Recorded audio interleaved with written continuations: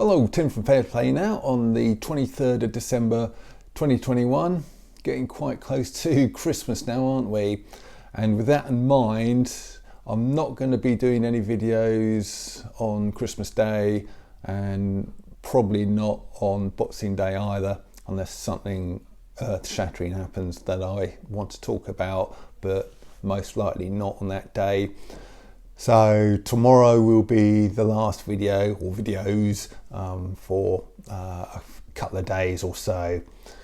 But, well, what a year it's been. And we're going to be going into, obviously, an uncertain 2022.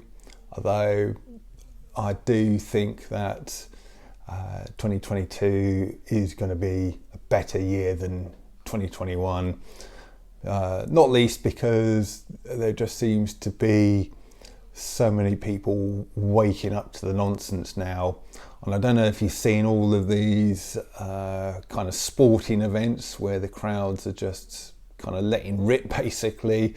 You've got these football crowds chanting Boris is a W word or a C word. Then I've just seen another bit of footage from a football match. A load of typically young guys, sort of football fans there, all kind of shouting or chanting, sort of basically screw your B thing that rhymes with rooster. And when you sort of think that a lot of those guys, or most of them, will probably be double V'd, so clearly they're not going to be going for number 3, and they are going to be, on the whole, mainstream people as well. So yeah, these sporting events are very, very telling of the mood of the country. And I think things are starting to swing away from, where the government would ideally like it to be, shall we say. So I think they're backing off, and I think it is going to be a better year next year. So that is my little message of hope. But this situation we're in, with the certain thing, and the pressure to have that certain thing has been around for a year now, a whole year. And the likes of you and me have gone through an entire year of the most intensive psychological pressure probably ever inflicted on anyone at all in the whole kind of world. Certainly the most sophisticated, sustained and sort of intensive psychological campaign there's ever been. And you've got flack from everybody, haven't you? Family members, politicians, government ministers, celebs, royalty, even the Queen has called you selfish. And all of these other so-called public figures, celebrities, all having a go at you for, really choosing to make a particular decision about your body. And you've come through it. You have come through all of that, and you have made it through to pretty much Christmas of 2021 without sort of succumbing to that. And I think you can feel justifiably proud of what you have achieved. I saw a thing a few days ago about, I think it was a Twitter post by that absolutely odious person, Piers Morgan. And he has been one of the biggest shills throughout this, hasn't he? And he's just a despicable person.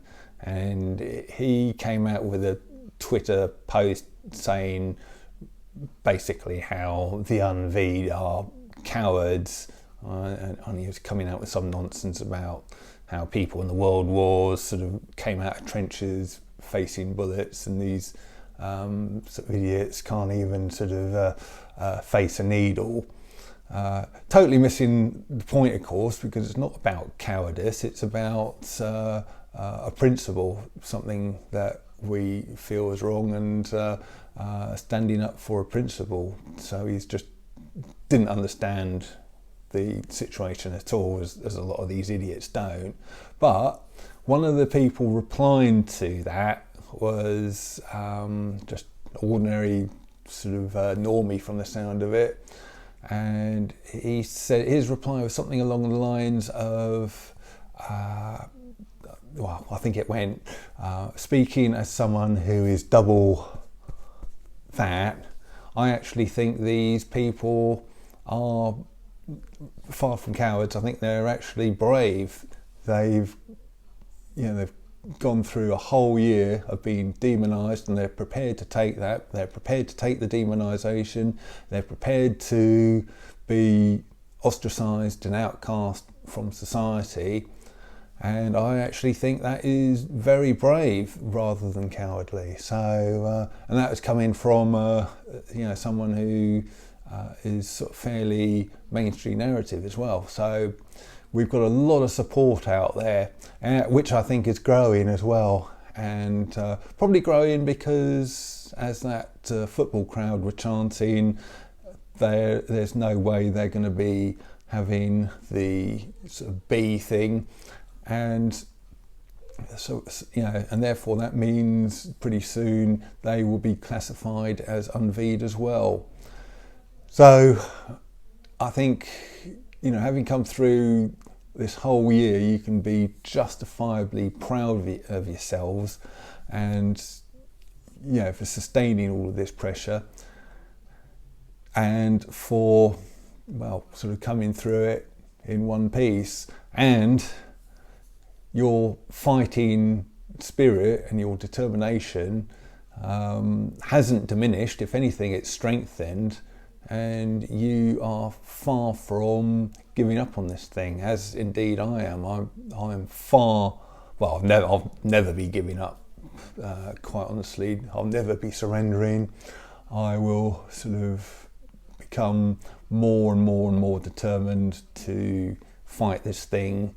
And the more people who kind of call us selfish, call us idiots, and other such insults, well, that just sort of makes me even more determined. So if they're trying to come out with these insults and things to shame us into getting the thing, it's just having the opposite effect. So, if you're one of these people who think that's a good idea, you might as well just sort of stop, because all you're doing is strengthening our resolve rather than weakening it.